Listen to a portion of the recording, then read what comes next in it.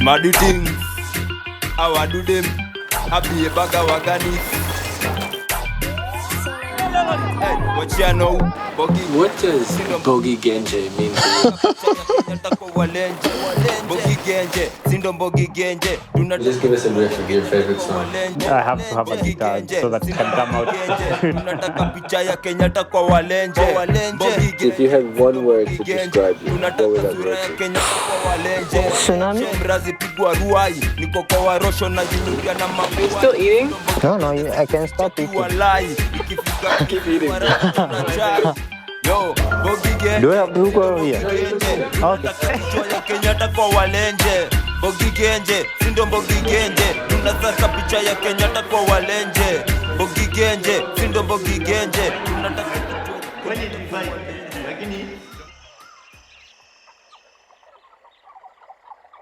So, in a second, come through, grab your race pack, then head down to that building over there, grab yourself some lunch, make it fast, get back up here, get your bike packed, built and ready.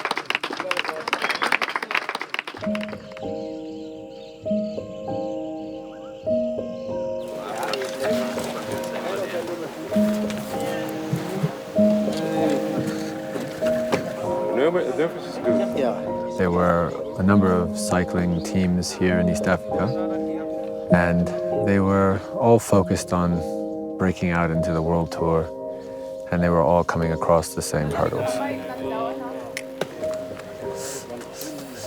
If you don't survive, you sleep. There's a litany of challenges, the first being the lack of racing opportunities. So you can be a big fish here in Kenya, for example, but if you're not racing against the best, practicing against the best, your game is never going to be elevated. You'll never rise to the level required for the World Tour. There's a whole host of other problems. There are resource shortages, there are travel restrictions, there are cultural barriers, linguistic barriers. But the first and foremost challenge that I think from the very beginning we've not been able to overcome is just the dearth of racing opportunities. When probably everyone in your family and all of your friends were telling you this is a very stupid idea, you said, I'm coming anyway. And we can't thank you enough because it's really important.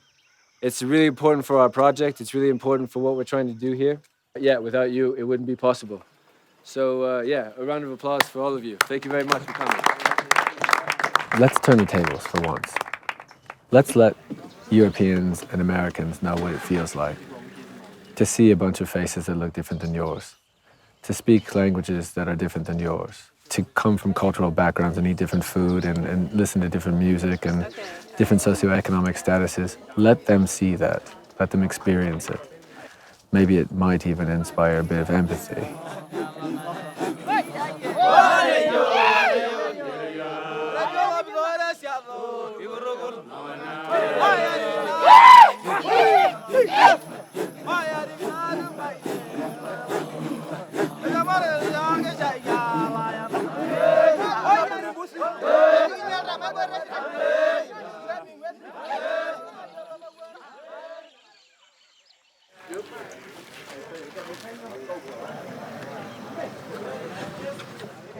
That's in 10 seconds from now. 3, 2, 1, off you go! 2021 and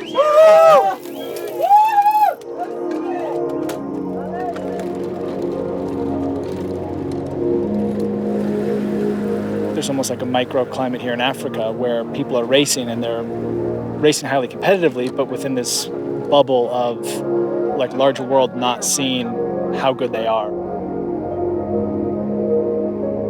And so by bringing people here from all over the world allows these athletes to show their ability. There's a distinct advantage to racing somewhere where you know and where you feel comfortable and you know the food and the climate. So it's cool to like actually be able to give them an opportunity to show themselves kind of on their home turf, which is something they oftentimes don't get to have.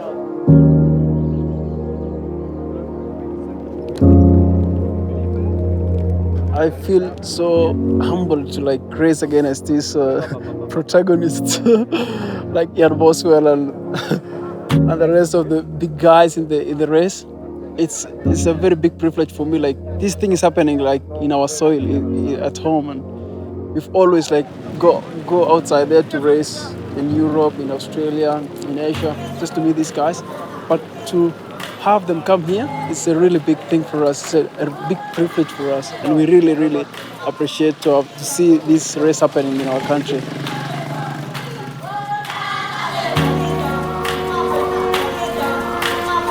When I heard gravel is coming to Kenya, I was like, yeah, I have to be part of this, and it's nice, and because I wanted to see the level, and yeah, this gravel thing is now becoming a big thing, and I really want to get into it, so this is like a proper good start for me.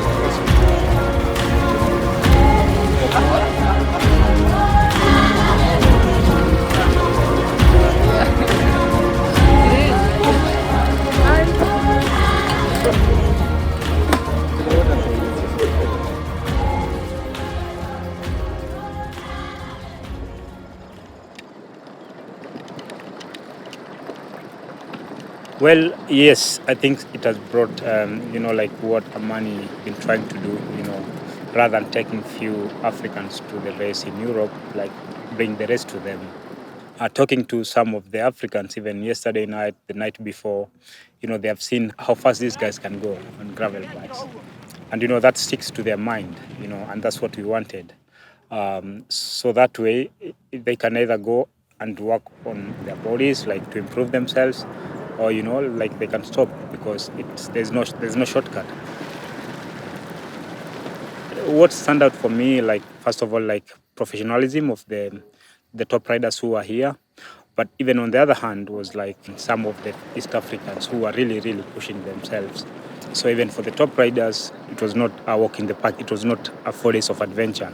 It was a real race.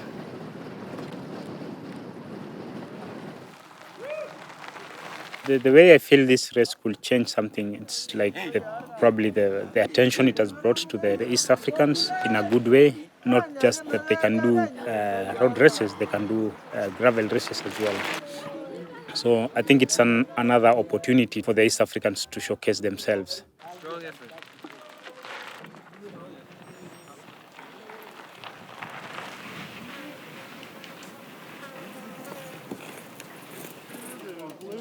With time, I think it will change. Even for them now, like when they are growing up, they want to go to the Tour de France and stuff. But having an experience like this, probably maybe they have to think about themselves again. You did great. It was a hard day.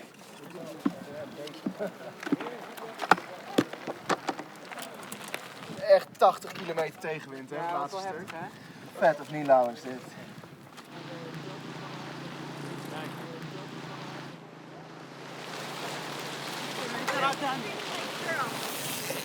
To get 2 guys to Europe, you only teach 2 guys something.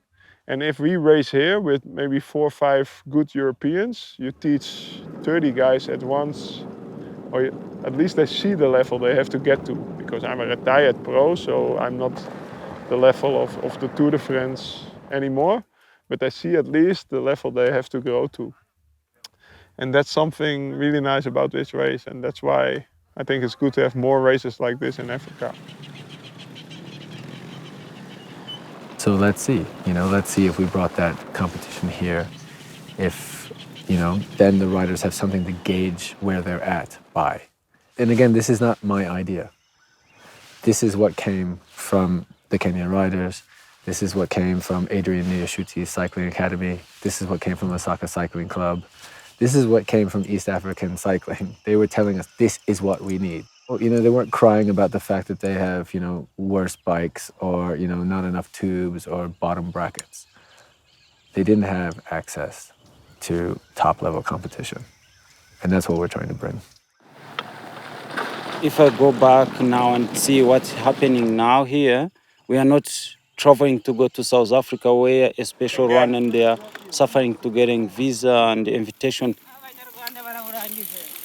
We get a race here like immigration, gravel race, 4 days, and boys they can fly here without visa, without anything, and they do the race and back home just 1 day, 2 days.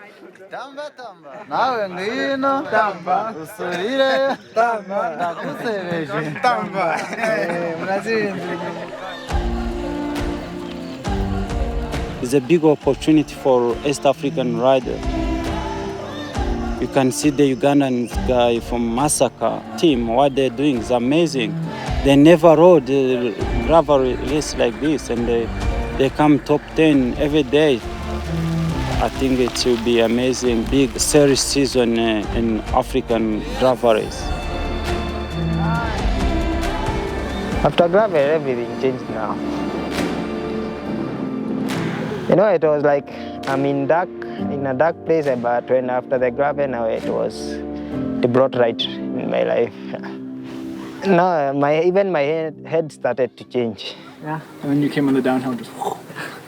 I knew once I go with you, I will die there. Yeah. Because at some point I had given up on competitive cycling.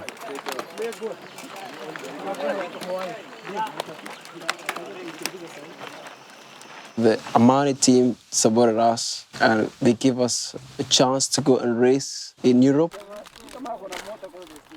to win races again after like feeling that the dreams were gonna die after not being in the continental team, so not being able to progress in road racing. So I felt like my dreams again were awakened, and I think if we're gonna have more of such races, I'm positive that I'm gonna get to the top about this by the support of the Team Amani as well.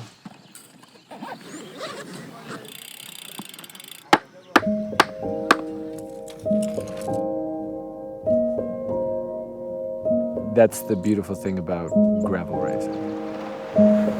Gravel racing, by definition, is disruptive. That's the idea, right? Like road cycling and all of its traditions and all of its barriers and all of its seriousness and all of its corporate business-like, behaviors. And then here comes this gravel scene, right? That's like meant to be the antithesis. And that creates opportunities for us. If this disruptive event and this disruptive moment knocks down barriers, then maybe it will be easier for some of the athletes that we have that are trying to break through. Maybe it's easier for them to walk through the door. Next year I'm targeting to do gravel races in US. I'm targeting to do unbound, gravel road course, steamboat, SBT, Vermont.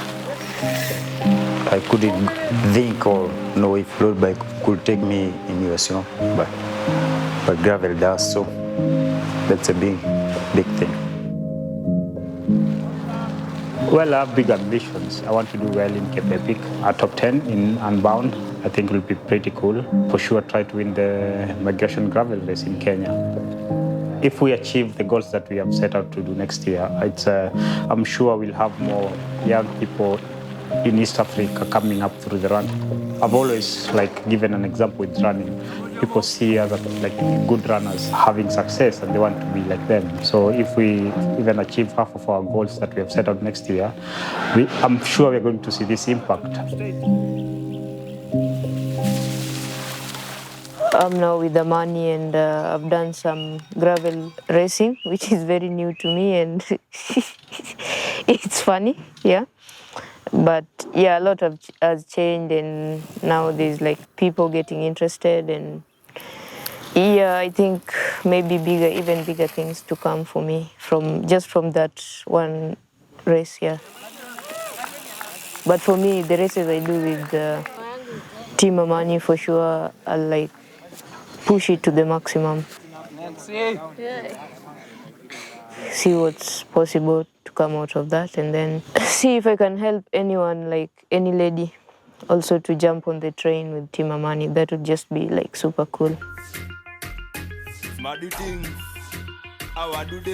The race directors from Adrian Niyashuti Cycling Academy, from Osaka, Kenya Riders, from Safari Simbas, I mean, they've been fighting this fight for a long time. They know how intractable it has been to break into the world tour. They saw the door crack open just a little bit, and I think it provided the motivation that these guys needed at exactly the right time. From last migration to now, there's a sense of hope that, maybe we can go somewhere after all. It's not all lost. So that's very important for me.